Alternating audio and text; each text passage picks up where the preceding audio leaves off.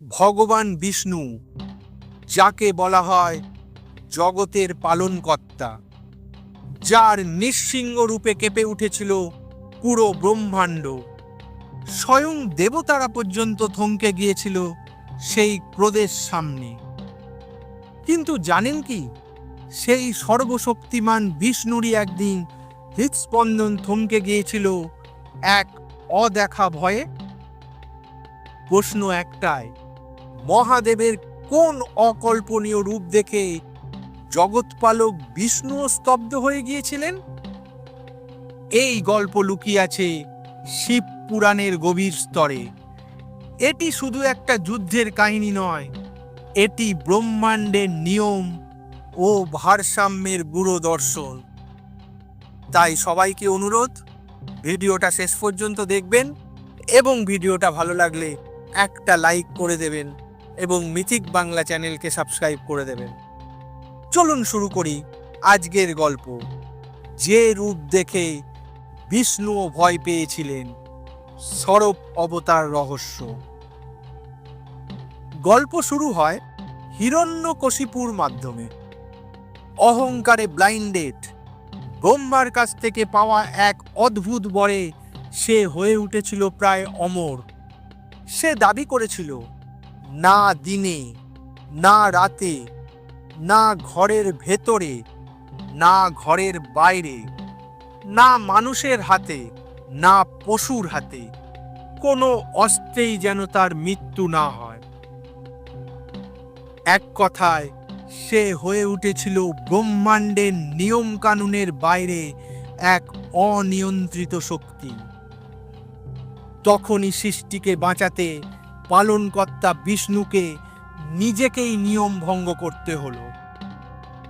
সন্ধ্যার লগ্নে গৃহস্তম্ভ চিরে আবির্ভাব হলো এক অর্ধ মানব অর্ধ সিংহ রূপের, নিঃসিংহের।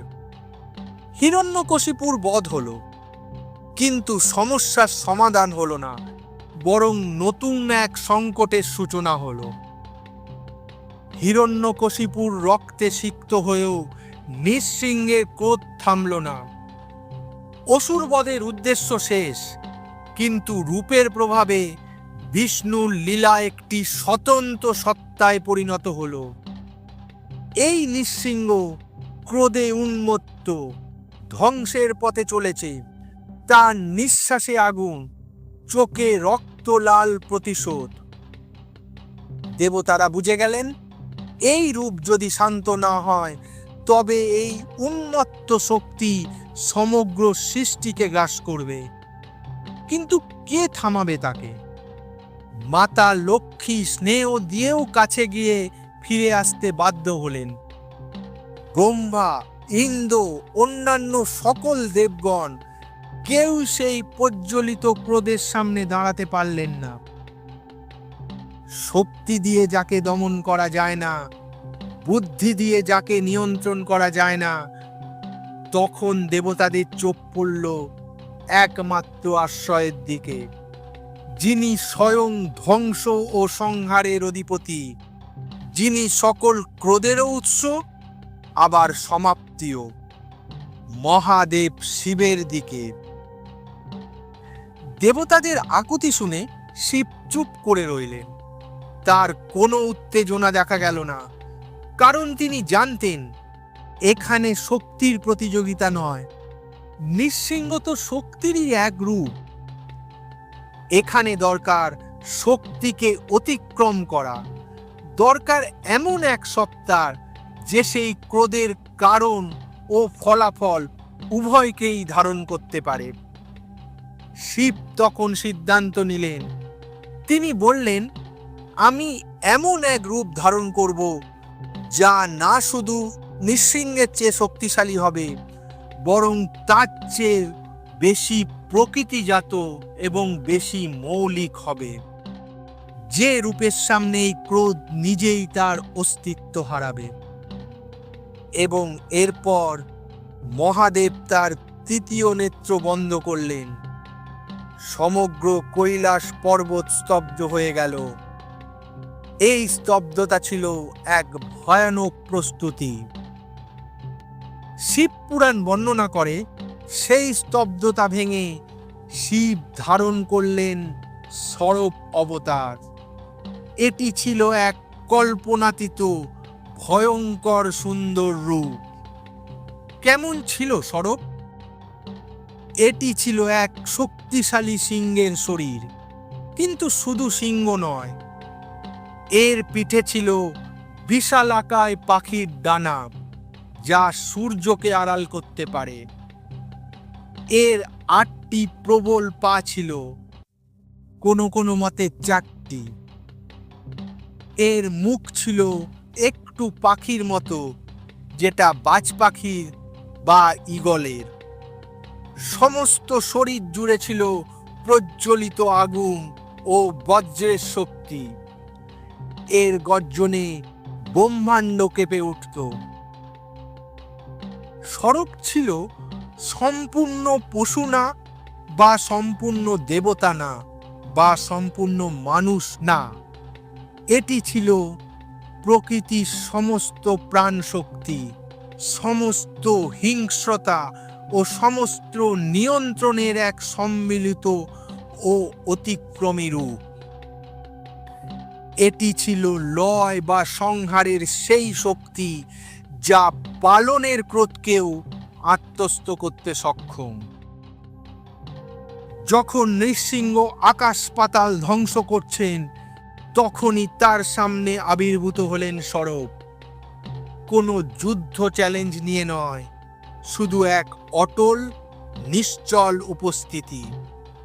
নৃসিংহ তার সমস্ত ক্রোধ নিয়ে সরবের ওপর ঝাঁপিয়ে পড়লেন। কিন্তু কি আশ্চর্য, সরবের সামনে নৃসিংহের সেই অপ্রতিরোধ্য শক্তি যেন স্তব্ধ হতে লাগলো। শিবপুরাণ বলে সরব তার বিশাল ডানা দিয়ে নৃসিংহকে বেষ্টন করে ফেললেন, তাকে একটি আলিঙ্গনের মধ্যে আবদ্ধ করলেন। এটি কিন্তু কোনো আক্রমণ ছিল না, বরং এক ধরনের শোষণ বা আত্মস্থকরণ ছিল। নৃসিংহের গর্জন ধীরে ধীরে স্তিমিত হয়ে এলো। ক্রোধের লালিমা চোখ থেকে মিলিয়ে গেল। প্রথমবারের মতো ভগবান বিষ্ণুরই এক অবতার সম্পূর্ণরূপে নিয়ন্ত্রিত ও শান্ত হলেন। এটি ভয়ের কারণে নয়, বরং এক গভীর উপলব্ধির কারণে। সরবের সেই আলিঙ্গনের মধ্যে নৃসিংহরূপী বিষ্ণু এক পরম সত্য উপলব্ধি করলেন। তিনি বুঝতে পারলেন, আমি হলাম পালনকারী, সৃষ্টির ধারক, কিন্তু শিব হলেন সেই পরম সত্তা যিনি সমস্ত কিছুকেই ধারণ করেন, এমনকি আমার এই ক্রোধের রূপটিকেও। তিনি হলেন সেই মূলে যেখান থেকে সব কিছুর উদ্ভব এবং সব কিছুর লয়। এই উপলব্ধির সঙ্গে সঙ্গেই শিব সরব রূপ ত্যাগ করলেন। তিনি পুনরায় শান্ত মহাদেব রূপে প্রকাশিত হলেন। তিনি বিষ্ণুকে বললেন, হে প্রভু, তোমার এই রূপ ছিল সৃষ্টি রক্ষার জন্য, আর আমার এই রূপ ছিল সৃষ্টির ভারসাম্য রক্ষার জন্য। আমরা আলাদা নই। বিষ্ণু তখন নৃসিংহ রূপ ত্যাগ করে তার স্বরূপে ফিরে এসে মহাদেব শিবের সামনে নত হলেন। এটি অহংকারের পরাজয় নয়, বরং পরম সত্যের সামনে পরম ভক্তির প্রকাশ। এই পুরো কাহিনীর গূঢ় অর্থ কি? বিষ্ণু বা পালন এবং শিব বা লয় একে অপরের বিপরীত বা শত্রু নন। তারা একই সৃষ্টি প্রক্রিয়ার দুটি অপরিহার্য দিক। যখন পালনের শক্তি নিজেই নিয়ন্ত্রণের বাইরে চলে যায় এবং ধ্বংসের কারণ হয়, তখন লয়ের শক্তি এসেই তাকে শান্ত করে, সৃষ্টিকে রক্ষা করে। অর্থাৎ লয় তখন পরম পালনকারী হয়ে ওঠে। এটি আমাদের শিক্ষা দেয়, প্রকৃত শক্তি নিয়ন্ত্রণে রাখার শক্তিতেই, এবং পরম সত্যের সামনে সব কিছুরই লয় হয়।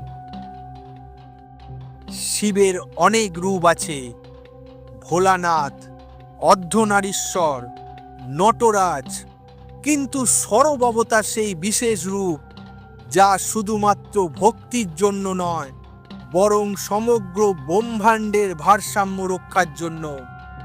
এটি দেখায় যে শিব শুধু ধ্বংসকারী নন, তিনি সেই নিয়ন্ত্রক যিনি ধ্বংসকেও ধ্বংস করতে পারেন। গল্পটা কেমন লাগলো অবশ্যই জানাবেন, এবং গল্পটা যদি ভালো লাগে তাহলে কমেন্টে লিখে দেবেন হর হর মহাদেব। আর গল্পটা বন্ধুদের সঙ্গে শেয়ার করতে ভুলবেন না। এবং আপনি যদি পুরাণের এরম গভীর ও দার্শনিক গল্প আরও জানতে চান তাহলে মিথিক বাংলা চ্যানেলকে অবশ্যই সাবস্ক্রাইব করে দেবেন। মিথিক বাংলা, যেখানে পুরাণ জীবন্ত হয়। জয় শিব শম্ভু।